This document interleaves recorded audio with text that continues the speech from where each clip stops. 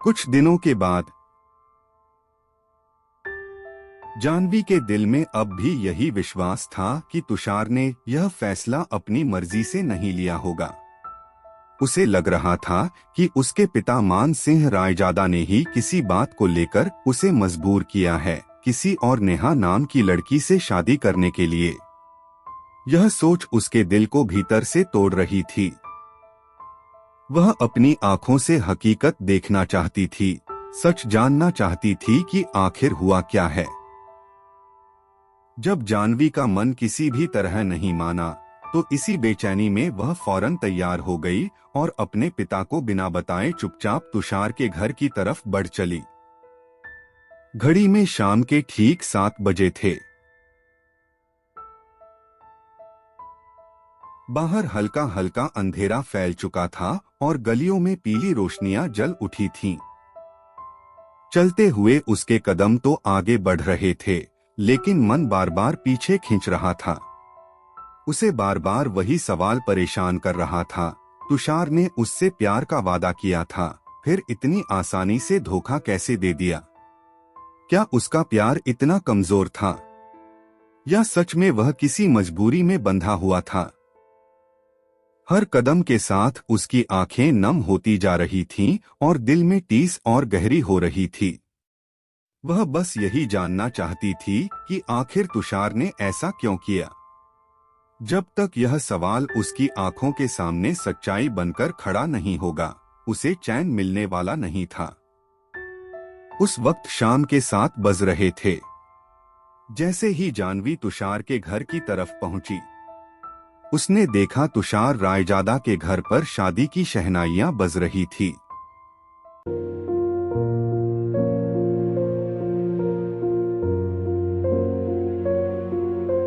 रायजादा जी का पूरा घर रोशनी में डूबा हुआ था। और फिर जैसे ही जानवी की नजर उस तुषार पर पड़ी, उसका दिल जोर से धड़क उठा। सामने तुषार दूल्हे के रूप में सजा धजा खड़ा था। उसके सिर पर सेहरा था, चेहरे पर मुस्कान और शरीर पर शेरवानी। लेकिन उसकी मुस्कान को देखकर जानवी का दिल कठोर हो उठा। उसके दिल को जरा सी भी चैन नहीं मिल रही थी। उसी पल उसकी नजर तुषार के बगल में खड़ी सजीद जी दुल्हन पर पड़ी। दुल्हन का चेहरा देखते ही जानवी सब कुछ समझ गई। वह कोई और नहीं बल्कि नेहा थी, वही लड़की जिससे तुषार आज शादी करने जा रहा था। उस एक पल में जानवी के सारे सपने बिखर गए। वह साफ समझ चुकी थी कि जिस तुषार से वह बेइंतहा प्यार करती थी, वह आज किसी और का हो रहा है। तभी उसने तुषार की आवाज सुनी। वह अपने दोस्तों के बीच खड़ा होकर हंसी मजाक कर रहा था। तुषार बेपरवाही से कह रहा था, अरे छोड़ो यार, वह जानवी तो बस टाइम पास थी। पिताजी ने मेरे लिए जो फैसला लिया है वही बिल्कुल सही है। यह कहते हुए वह जोर जोर से हंसने लगा और उसके पास ही उसकी दुल्हन नेहा खड़ी थी, चुपचाप मुस्कुराती हुई। थोड़ी दूर में मानसिंह रायजादा जी पंडित जी से बातें कर रहे थे। उसी समय दूल्हा और दुल्हन के हाथों में वरमाला दिया गया। यह सब देखकर पीछे छिपकर खड़ी जानवी के सब्र का बांध टूट गया। उसकी आंखों से आंसू थमने का नाम नहीं ले रहे थे। दिल भीतर से टूट चुका था और हर गिरता हुआ आंसू उसके टूटे हुए विश्वास की गवाही दे रहा था। जो सपना जानवी ने देखा था कि वह तुषार को अपने दूल्हे के रूप में देखना चाहती थी, वह सपना तो अधूरा रह गया। जहां वो अपने शादी के और आने वाले कल के, जिसमें वो और तुषार साथ होंगे, के ख्वाब संजो रही थी, सब एक पल में ही टूट गए, वह भी तुषार के धोखा देने पर। जानवी अब बिल्कुल समझ चुकी थी कि वह जिसे सच्चे दिल से चाहती थी, वह एक धोखेबाज निकला और फिर वह खून का घूंट पीकर वहां से अपने घर की तरफ बिना कुछ कहे चल पड़ी।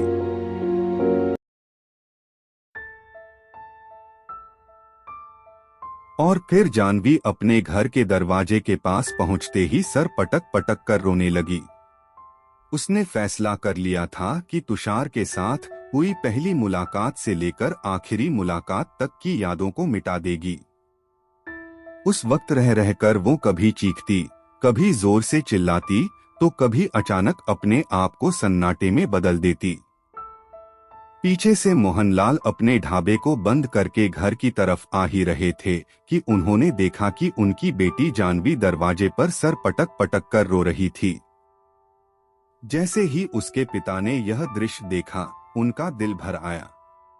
वे धीरे धीरे आगे बढ़े और अपनी बेटी के कंधे पर स्नेह से हाथ रख दिया। हल्की सी नम आंखों और भर्राई हुई आवाज में उन्होंने कहा, रो मत जानवी बेटी, सब ठीक हो जाएगा। जानवी ने अपने पिताजी मोहनलाल से कहा, मैं गलत थी पापा, आखिरकार तुषार ने नेहा नाम की लड़की से शादी कर ही ली। अपने आंसू को इस तरह से मत बहा बेटी।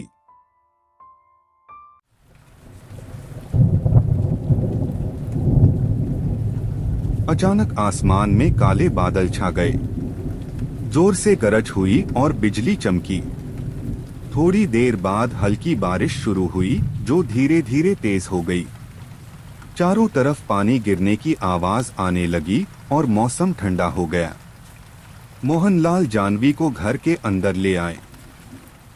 मूसलाधार बारिश बिना थमे बरस रही थी। आसमान से गिरती भारी भारी बूंदें जैसे धरती पर अपना सारा बोझ उतार देना चाहती हों। पिछले कई दिनों से उस गांव पर मानो आसमान टूट पड़ा था। लगातार हो रही मूसलाधार बारिश के कारण हर ओर पानी भर चुका था और बाढ़ ने गांव को अपनी चपेट में ले लिया था। घर के अंदर खड़े मोहनलाल जी गहरी चिंता में डूबे हुए थे। उन्होंने अपनी बेटी की ओर देखते हुए कहा, अगर यही बारिश यूं ही चलती रही तो हमें फिर से बाढ़ का सामना करना पड़ेगा। पता नहीं यह मौसम कब साफ होगा। उसकी आवाज में डर भी था और आने वाले कल की चिंता भी। चारों तरफ पानी भरता जा रहा था और दूरदराज के इलाकों से बाढ़ की खबरें आने लगी थीं। कुछ जगहों पर नदियां उफान पर थीं, तो पहाड़ी रास्तों में कई जगह भूस्खलन हो चुका था। हालात दिन ब दिन और खतरनाक होते जा रहे थे। इसी बेचैनी के माहौल में मोहनलाल जी ने गहरी सांस ली और बेटी की ओर देखते हुए गंभीर स्वर में बोले, मैंने फैसला कर लिया है। यहाँ के इस छोटे से होटल को बंद करके हम हमेशा के लिए दिल्ली चले जाएंगे। वैसे भी हर साल हमें बाढ़ का सामना करना पड़ता है। जान का जोखिम अलग और ऊपर से यहाँ इतनी कमाई भी नहीं होती कि जिंदगी सुकून से चल सके। बाहर तेज बारिश की आवाज उनके शब्दों को और भारी बना रही थी। दीवारों से टकराती बारिश मानो बीते सालों की सारी परेशानियां याद दिला रही हो।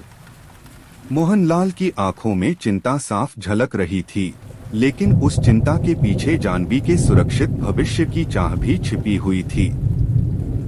फिर उन्होंने प्यार से जानवी की ओर देखा और धीरे से कहा, और बेटी, जिसने तुम्हें धोखा दिया है उसका गम दिल में मत रखो। तुषार ने तुम्हारा भरोसा तोड़ा है, पर इसका मतलब यह नहीं कि जिंदगी यहीं खत्म हो गई। तुम्हें उससे भी कहीं ज्यादा अच्छा, समझदार और सच्चा इंसान मिलेगा। उनके शब्द बारिश की आवाज में भी साफ सुनाई दे रहे थे। बाहर बाढ़ का खतरा मंडरा रहा था, पर उस छोटे से कमरे के भीतर पिता के फैसले और उनके विश्वास ने एक नई शुरुआत की उम्मीद जगा दी थी। और फिर अपने पिता की बातों को सुनकर जानवी ने तय किया कि वह अपने पिता मोहनलाल के साथ हमेशा के लिए दिल्ली चली जाएगी। जानवी अपने पिताजी की तरफ निगाहें उठाते हुए बोली, आप बिल्कुल सही कह रहे हैं पापा, हमें दिल्ली ही चलना चाहिए। और अब तो मेरी पढ़ाई भी पूरी हो चुकी है। मैं वहीं पर कोई अच्छी सी नौकरी ढूंढ लूंगी और हमेशा के लिए तुषार को अपने दिलो दिमाग से भुला दूंगी। जानवी ने यह बात अपने पिता से कह तो दिया था, पर उसके लिए तुषार को भुला पाना मुमकिन नहीं था।